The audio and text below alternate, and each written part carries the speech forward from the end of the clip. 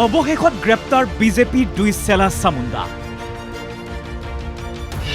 মুখ্যমন্ত্ৰীৰ নিৰ্দেশৰ পাছতে গ্ৰেপ্তাৰ দুই বিজেপি পালি নেতা। লতাশিল থানাৰ লকআপত দুই বিজেপি পালি নেতা। এয়া বৃহস্পতিবাৰৰ দৃশ্য। গধূলি তেতিয়া প্ৰায় 7:30 বাজিছে। চানমাৰীৰ মহাৰাজ পৃথু উৰণক্ষেতুৰ ওপৰৰ দৃশ্য। আমবাৰীৰ বুঢ়া জামে মছজিদৰ সমীপত সংঘটিত হয় এই ঘটনা। এখন থাৰ গাড়ী অতিক্ৰম কৰি অন্য এখন থাৰ গাড়ীয়ে আগভেটি ধৰিছে। চিনেমাৰ কায়দাৰে গাড়ীখন ৰখাই নামি আহিছে দুজন যুৱক। গাড়ীখনৰ পৰা নামি আহিয়ে আনখন বাহনৰ ভিতৰত থকা যুৱকজনক নামি আহিবলৈ হাতেৰে ইংগিত দিয়ে। কিছু সময় পাছত মোবাইলটোৰ কেমেৰা অন কৰি ডেছবৰ্ডত থৈ গাড়ীৰ পৰা ওলাই আহিল যুৱকজন।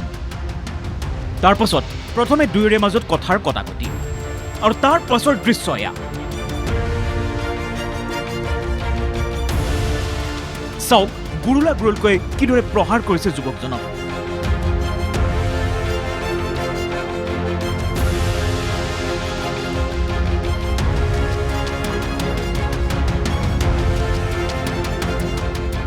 এতিয়া এওঁলোকৰ পৰিচয় দিছো। প্ৰথমে গাড়ীৰ পৰা নামি অহা এইটো অভিলাষ দত্ত। অভিলাষৰ পিছে পিছে নামি অহা এইটো মিৰিণ তালুকদাৰ আৰু আনখন থাৰ গাড়ীৰ পৰা নামি অহা এইটো শিলচৰৰ অৰ্ঘদীপ ৰয়। আটাইকেইজনে বিজেপিৰ চেলা চামুণ্ডা। মাৰপিটত সোঁচকুৰ ওপৰত বেয়াকৈ আঘাত পায় অৰ্ঘদীপে। এক্সেল কেয়াৰ হাস্পতালত ভৰ্তি হয় অৰ্ঘদীপ। সোঁচকুৰ ওপৰত 9টাকৈ চিলাই পৰিছে অৰ্ঘদীপৰ। পিতৃ মাতৃৰ ধনেৰে বিলাসী গাড়ী ক্ৰয় কৰে এইসকলে। শাসকীয় দলৰ ক্ষমতাই মূৰত ধৰা এইকেইটা নিশা হলে বিলাসী গাড়ী লৈ ওলাই আহে ৰাজপথত সন্ত্ৰাস চলাবলৈ।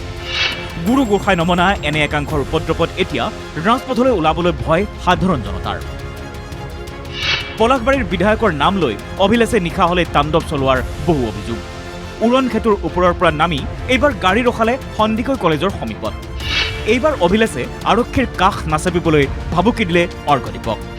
2টা দিন পাছত অৰ্ঘদীপে লতাশিল থানাত দাখিল কৰিলে এজাহাৰ। এইবাৰ থানালৈ মাতি পঠোৱা হয় এজাহাৰকাৰী অৰ্ঘদীপ, মাৰপিটত লিপ্ত হোৱা অভিলাষ আৰু মিৰিণকো। সোধা পোছাৰ অন্তত বিয়লি আটাইকেইটাকে যাবলৈ দিয়ে থানাৰ পৰা ওলাই কেমেৰাৰ সন্মুখত অভিলাষৰ লম্ফজম্ফ। তেখেতে যেতিয়া অভাৰ স্পীডিং কৰিছিলে, মোৰ গাড়ীখন অভাৰটেক কৰিছিলে, তেখেতে গ্লাছখন নমায়ো বহুত বেয়া ইংগিত দিছিলে। সেইটো মই বুজাব নোৱাৰিম এতিয়া। সেইটোৰ কাৰণে মোৰো খং উঠিল আৰু মোৰ গাড়ীখন স্ক্ৰেচ হৈছিলে। সেইটো কোৱাইট এভিডেণ্ট, আপোনালোকে গাড়ীখন চালেও গম পাব।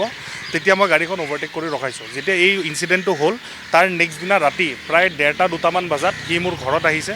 ল'ৰাও আছিল তাৰ লগত আৰু সি যে মোৰ ঘৰত আহিছে সি একচেপ্টো কৰিছে যে মোৰ ঘৰত মোক বিচাৰি আৰু মোৰ গাড়ীখন বিচাৰি আহিছিলে।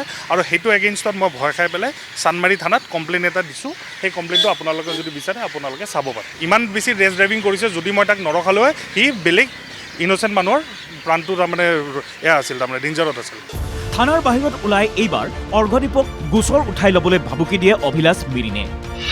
গোচৰ উঠাই লোৱাৰ বিনিময়ত অৰ্ঘদীপে 10 লাখ টকা দাবী কৰাৰ অভিযোগ। সমগ্ৰ বিষয়টো এইবাৰ দৃষ্টিগোচৰ হয় মুখ্যমন্ত্ৰী হিমন্ত বিশ্ব শৰ্মাৰ। এক্স হেণ্ডেল যোগে মুখ্যমন্ত্ৰীৰ টুইট। অসমত ৰোড ৰেচৰ স্থান নাই, আইনে পূৰ্ণ শক্তিৰে ব্যৱস্থা ল'ব।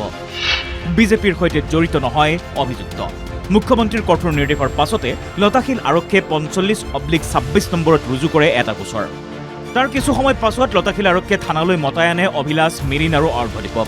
অৰ্ঘদীপৰ অভিযোগ আৰু মুখ্যমন্ত্ৰীৰ কঠোৰ নিৰ্দেশৰ পাছতে গ্ৰেপ্তাৰ হয় চানমাৰী ৰেড ক্ৰছৰ অভিলাষ দত্ত আৰু চানমাৰীৰে মিৰিণ তালুকদাৰ। মঙলবাৰে স্বাস্থ্য পৰীক্ষাৰ অন্তত দুয়োকে হাজিৰ কৰোৱা হয় আদালতত। 5 দিনৰ জিম্মাত বিচাৰি আৰক্ষীয়ে আবেদন কৰিছে আদালতত। জামিনযোগ্য ধাৰা সন্নিৱিষ্ট হৈছে দুই অভিযুক্তৰ বিৰুদ্ধে। অৰ্থাৎ আইনৰ সুৰুঙাৰে সাৰি যাব পাৰিব দুই অভিযুক্ত সহজেই।